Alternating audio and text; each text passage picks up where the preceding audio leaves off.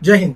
मैं था का थेमा का मोहसिन रशीद टॉक। अस्सलाम वालेकुम व रहमतुल्लाह। आज बात करेंगे एक ऐसी रस्म की जो हमें इस तरीके से घुल मिल गई है, इस तरीके से हमारे पूरे सिस्टम में रच बस गई है कि हमें एहसास ही नहीं है कि वो आई कहां से, और हम बिना सोचे समझे उस पूजा को किए जा रहे हैं। आप हैरान होंगे कि पूजा और हम, जी, आप और मैं हमारी शादियों में उसी पूजा के सिस्टम से हमारी शादियों की शुरुआत कर रहे हैं जो एक पर्टिकुलर धर्म में उनकी एक बहुत ही स्ट्रॉन्ग मान्यता, एक बहुत ही रिलीजियस बिलीफ की वजह से अप्लाई हुई है और की जाती है। मैं बात कर रहा हूं माइयों की।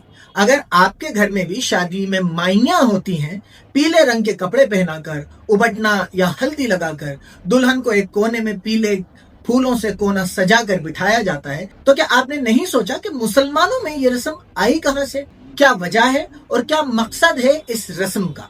क्योंकि कोई भी चीज बिना मकसद के नहीं होती। तो माइयों की शुरुआत हुई बेसिकली गौरी पूजन से, मतलब हिंदू देवी या जिन्हें भगवान कहा जाता है, फीमेल भगवान पार्वती जी, उनकी पूजा से।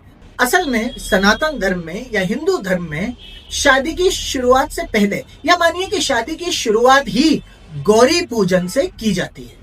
और ये जो हल्दी का मामला है, ये सनातन धर्म में बीमारियों से निजात और एक खुशकिस्मती की निशानी मानी जाती है। यह माना जाता है कि हल्दी बीमारियों को दूर कर देती है, हमें शुद्ध करती है, शुद्धिकरण करती है, और ये एक खुशहाली का प्रतीक है। और इसीलिए गौरी पूजन में और दूसरी पूजाओं में हल्दी का इस्तेमाल किया जाता है। यहां तक कि आप जो देखेंगे कि बड़े पंडित होते हैं और हिंदू धर्म को मानने वाले लोग होते हैं, वो हल्दी और चंदन का लेप लगा के अपने मत्थे पर तिलक लगाते हैं। उसमें पीले रंग का ही और हल्दी का ही ज्यादातर इस्तेमाल होता है। तो बेसिकली सनातन धर्म में शादी की शुरुआत इधर गौरी पूजन से होती है और हमारी यहाँ माइयों से होती है।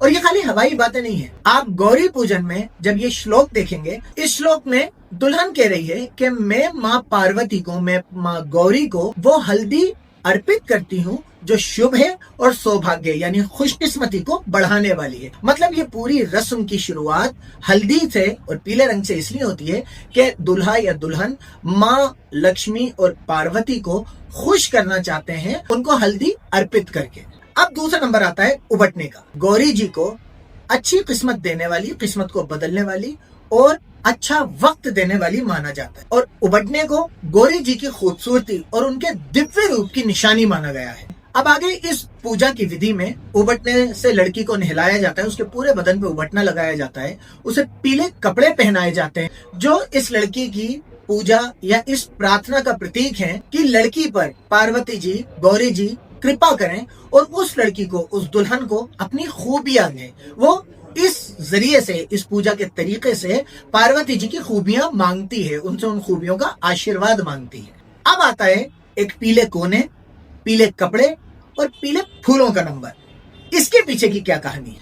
ये सारा मामला किया जाता है गौरी पूजन में, और यहाँ तक कि लक्ष्मी पूजन में भी ऐसा ही पूरा सिस्टम होता है। लक्ष्मी जी को भी पीले कपड़े, गेंदे के पीले फूल और हल्दी और पीली चीजें ही अर्पित की जाती हैं। और ये सब इसलिए किया जाता है कि जो दुल्हन है वो ये सब चीजें पार्वती जी, लक्ष्मी जी, इनको अर्पित करके, इनकी पूजा करके, इनको अपना जो श्रद्धा भाव है, जो इबादत है, वो दिखा के इनसे अच्छी किस्मत, एक खुशहाल शादीशुदा जिंदगी और एक औलाद मांग सके। तो समझिए कि आपके अंदर जो रस्में आ गई हैं और आप उन्हें बड़े बेहतरीन तरीके से मना रहे हैं, तो एक्चुअली उनका ओरिजिन क्या है? एक्चुअली वो इबादत है, एक्चुअली वो आपका शिर्क करने का एक तरीका है। शैतान आपको आपके अमाल अच्छे करके दिखाता है ताकि आप उनसे तौबा नहीं कर सकें। आज माइये हमारे हर घर का हिस्सा है, हर शादी की शुरुआत है। बात सिर्फ इतनी सी है कि वहां गौरी पूजन कहा जाता है और हमारे यहाँ माइये कहा जाता है, लेकिन होता सब कुछ वही है। वही पीले रंग, वही गेंदे के फूल, वही एक कोना और वही उबटना। बात सिर्फ इतनी सी है कि हमने हमारे तरीकों को छोड़ के बिना सोचे समझे दूसरे तरीके अपनाना शुरू कर दिए हैं। बिना ये सोचे, बिना ये समझे कि कहीं वो गैरुल्लाह की इबादत तो नहीं। मुझे उम्मीद है ये वीडियो आपको समझाने के लिए काफी है कि कैसे कोई भी गैर इस्लामिक तरीका जब आप अपनाते हैं तो उसके पीछे की असलियत जानना बहुत ज्यादा जरूरी है। और 99% वो तरीका आपको गुमराही की तरफ ही लेके जाएगा। अल्लाह के नबी मोहम्मद सल्लल्लाहु अलैहि वसल्लम ने भगवा रंग के, सैफरन रंग के कपड़े पहनने से मना किया, और सिर्फ इसलिए मना किया कि आपने कहा कि ये जो कलर है, इस कलर के कपड़े मुशरिक पहनते हैं, अल्लाह को नहीं मानने वाले या अल्लाह से इनकार करने वाले पहनते हैं। सिर्फ इसलिए कि आप उन जैसे दिखे नहीं, उनसे रिजेम्बलेंस नहीं हो, सिर्फ इस वजह से आपने मना कर दिया कि भगवा रंग के या सैफरन रंग के कपड़े मत पहनो।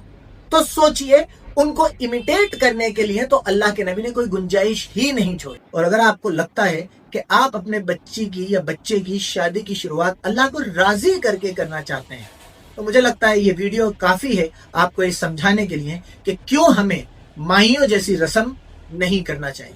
हो सकता है मैंने भी की हो सकता है मेरे खानदान में बहुत लोगों ने की हो, लेकिन ये सोचने की जरूरत सिर्फ हमें है कि क्या मैं अपने बच्चों की, अपने भाई बहनों की, अपने दोस्तों की शादियों की शुरुआत ऐसे होने देना चाहूंगा। अगर नहीं तो इस वीडियो को शेयर कीजिए, लोगों तक ये इन्फॉर्मेशन पहुंचाइए और उन्हें शिर्क से बचाइए। आखिरी बात, मेहरबानी करके हमारे चैनल को सब्सक्राइब करें। बहुत बहुत शुक्रिया। मैं था का थेमा का मोहसिन रशीद टॉक। अस्सलाम वालेकुम व रहमतुल्लाह।